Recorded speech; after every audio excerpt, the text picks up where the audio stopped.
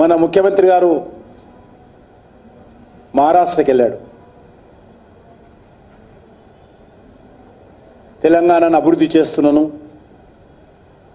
అని చెప్పి మహారాష్ట్ర పత్రికల్లో ఫ్రంట్ పేజ్ అడ్వర్టైజ్మెంట్స్ ఇచ్చాడు.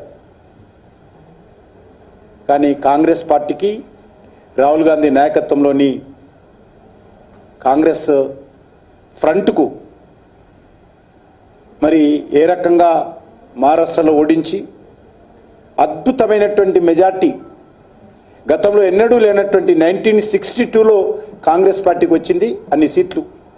ఈరోజు నరేంద్ర మోడీ గారి నాయకత్వంలో ఉన్నటువంటి భారతీయ జనతా పార్టీ ఎన్డీఏ భాగస్వామ్య పార్టీలకు మహారాష్ట్రలో గెలుపునిచ్చారు.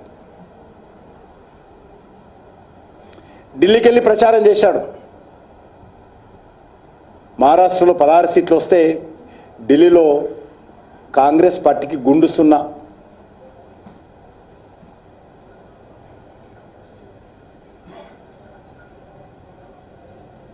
మనం చూశాం, స్వతంత్ర భారతదేశంలో జైలు నుంచి పరిపాలన చేసినటువంటి ఏకైక అద్భుతమైనటువంటి ముఖ్యమంత్రి ఎవరంటే అరవింద్ కేజ్రీవాల్.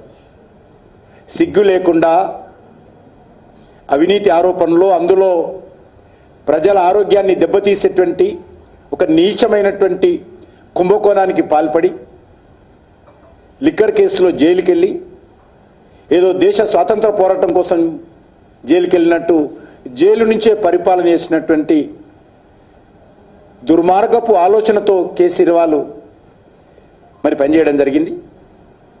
అందుకే ఆయన డ్రామాలను ప్రజలు అర్థం చేసుకున్నారనే విషయాన్ని ఈ సందర్భంగా మనవి చేస్తున్నాను.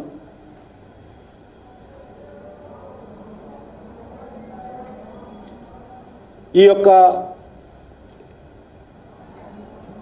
2024లో జరిగినటువంటి పార్లమెంట్ ఎన్నికల తర్వాత కూడా జరిగినటువంటి ఆల్మోస్ట్ అన్ని ఎన్నికల్లో కూడా బీజేపీ విజయం సాధిస్తూ ముందుకొచ్చింది.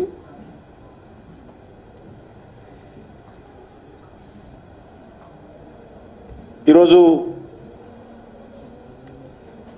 నేను సామాన్య ప్రజల కోసమే రాజకీయాలకు వచ్చానంటూ అనేక రకాల ఉపన్యాసాలు ఇచ్చినప్పటికీ కూడా మరి కేజ్రీవాల్ని ఓడించడం జరిగింది. ఆయన మాట అన్నాడు మన ఎలక్షన్స్లో, ఈ జన్మలో